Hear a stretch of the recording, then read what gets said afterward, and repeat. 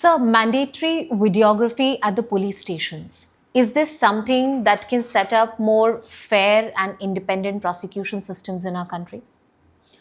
This subject was considered by the Supreme Court in 2020, and it was felt that the functioning of the police could be much more accountable if there were video cameras installed in the police station at strategic points, especially where a complainant comes to register a case, in the interrogation room, and at other important places in the police station, including the access and exit of the police station.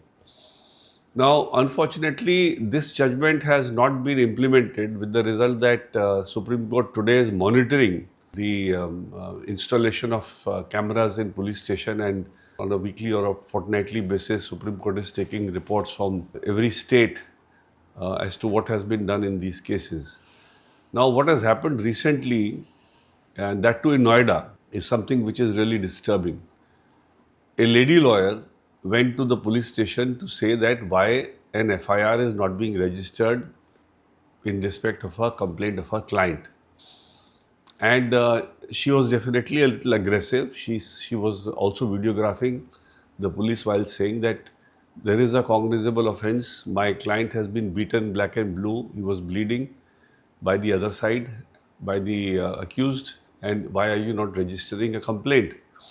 Apparently, the police were under pressure from that other side, from the accused side, to not register the FIR, so they were just dilly-dallying.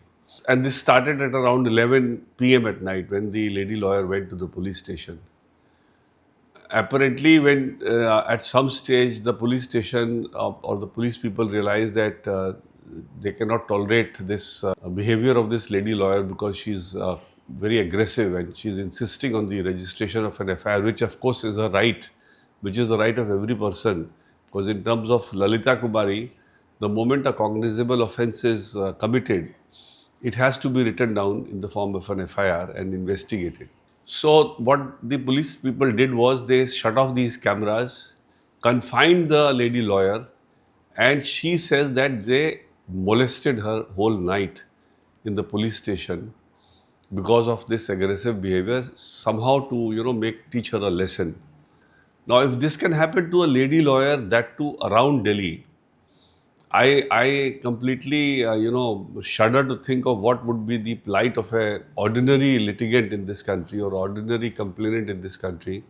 How persons can be harassed at the police station. And so she filed a writ petition directly in Supreme Court. The secretary of the association said that, sir, this is a serious matter and we should take it up. So I appeared for the lady lawyer. Fortunately, it got listed before the bench, which was handling the monitoring of the CCTV cameras also. And I could persuade the bench that this would be a classic case to also look into, with regard to the abuses happening in the police station due to lack of video cameras installed at that in the police station. And very disturbing facts came to light when the reply was filed by the police.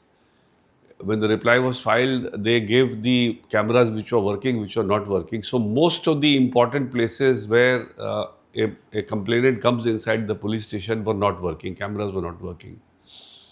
The other very strange reason given by the police for not registering the FIR on the basis of the complaint which her client had made was that a grave cognizable offence was not shown to have been committed. Now, I don't understand, where does the police get to rewrite the CRPC of saying a grave cognizable offence? It has to be a cognizable offence, which is the requirement of law.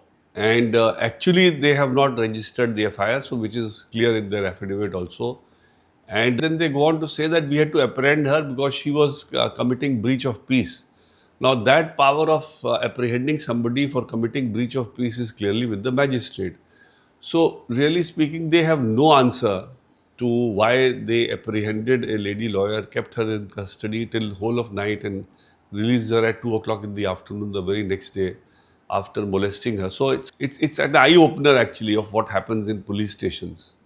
And I feel that the only way the criminal justice system can be made more accountable is by ensuring that every complainant who comes to a police station to get a complaint registered, whatever the complainant says in the police station and whatever the police station does when the complainant is making the complaint is not only video recorded but also audio recorded, so that there is complete check that what is being done is completely in accordance with law. And also, of course, other critical areas in the police station also need to be having this video and audio recording, so that what happens in the police station, at least somebody should be having a record of. I'm not saying that it should be made public all the time, but at least there should be a record.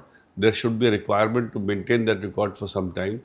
Because if this happens, half the problem that the common man faces at the police station will get addressed, and half the problem of actually investigating crime also will be addressed. Because if a proper FIR is registered, I feel a major chunk of the criminal investigation process, sanctity in the criminal investigation process will actually get a correct start.